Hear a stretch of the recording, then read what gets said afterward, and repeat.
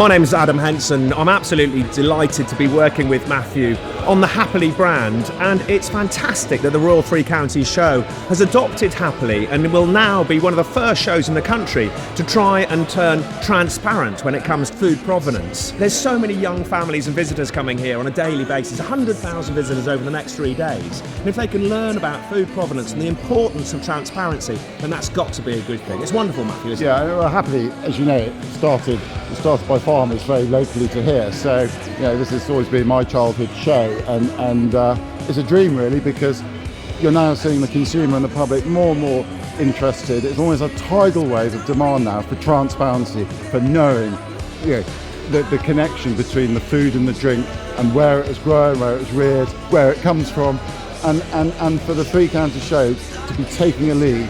We're now being contacted by music festivals and other shows, all looking to create a bar, if you like, for just honesty and transparency. That's all we're demanding, but it's surprising how many brands and food businesses don't still want to deliver it. But the consumer's demanding it, and ultimately we will have a transparent food and drink industry. It's all the same. I'm delighted to be welcoming Happerley to the show this year. We're always looking for features, and particularly those that are transparent and have traceability. So to start on this project with Happerley is very exciting. Although we've been around for about 100 years, we try to be as progressive as we can be. So transparency in food, we're all for it. We work with Shipton Mill, we work with really local suppliers, so transparency isn't an issue for us at all. So it's all handmade, all in Shipton Sudbury. We try and use British ingredients where we can. A couple of our products are French, so we try to use French flowers, but mostly.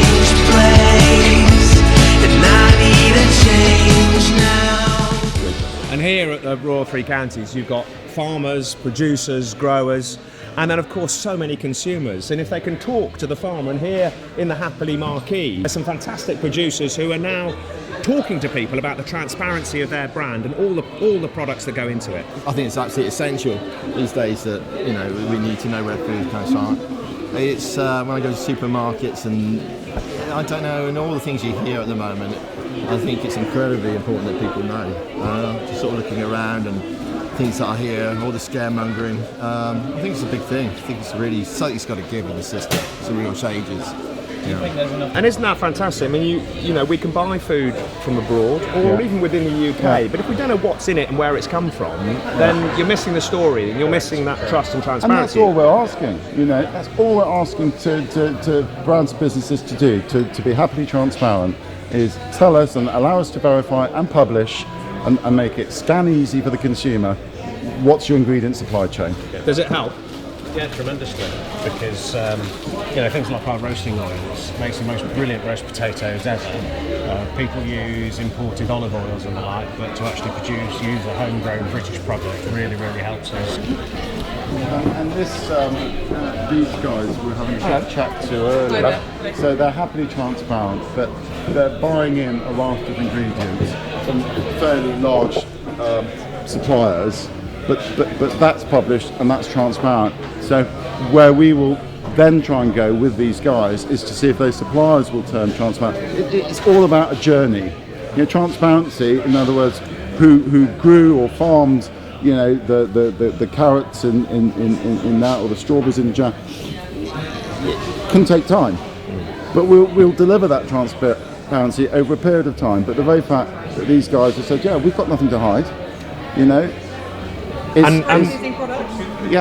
And why should you hide anything? And as long as you're clear about where it's come from, but you'll that's hide, the most important but thing. you'll hide things if they're labelling, and we without naming names, there are jam and pickle companies that will not go happily transparent, and would even accept being delisted for not being happily transparent, because they are very aware that their marketing and their suggestive branding is all about local and British, when in fact the ingredients are all foreign. Which is well done. So get your phone, download the Happerley app, go on the QR code, and find out all about producers.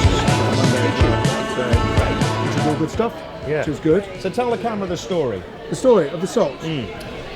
Well, Droitwich salt has been around hundreds of years, well, millions of years. It's found underground. It's a totally natural product, very pure.